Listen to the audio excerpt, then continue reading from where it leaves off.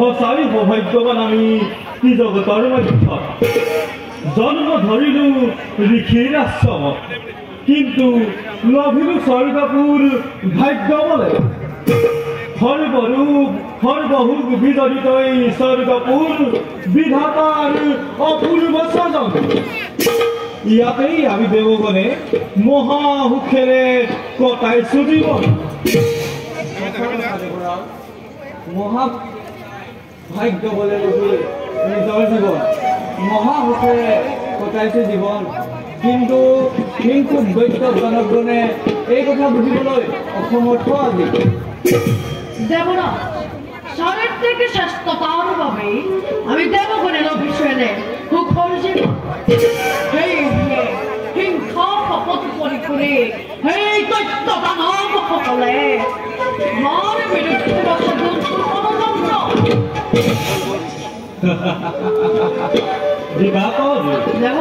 চিৰভক্ত দৈত্যদানৰ প্ৰতি তোমাৰ হঠাতে দৰত উপজিলে কিয়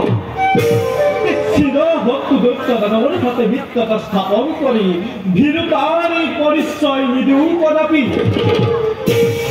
এই অহংকাৰ নতুন দেৱৰা কিন্তু জানিব দেৱৰা অহংকাৰেৰ পৰিণাম হয় অতিকে ভয়ঙ্কৰ দিবাকৰ নিজৰ শ্ৰেষ্ঠত্ব প্ৰকাশ কৰাটো হ'ব পাৰে জানো অহংকাৰ প্ৰদৰ্শন সন্তান সম্ভৱা দৈত্য ৰাণীকৈ আধুৰ সৰম কাৰ্য কোন হতে আছিল উচ্চ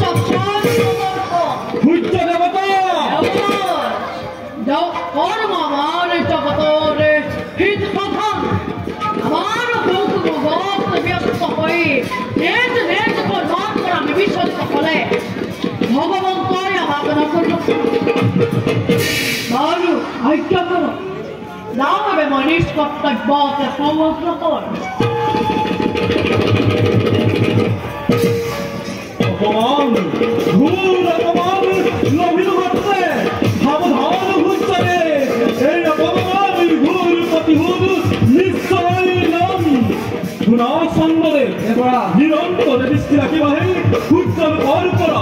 সূৰ্যৰ গুৰুৱে দুৰ্বলতাৰ গম্ভীৰ পাৰে সূৰ্যৰ গুৰুৱে দুৰ্বলতাৰ ৰচনা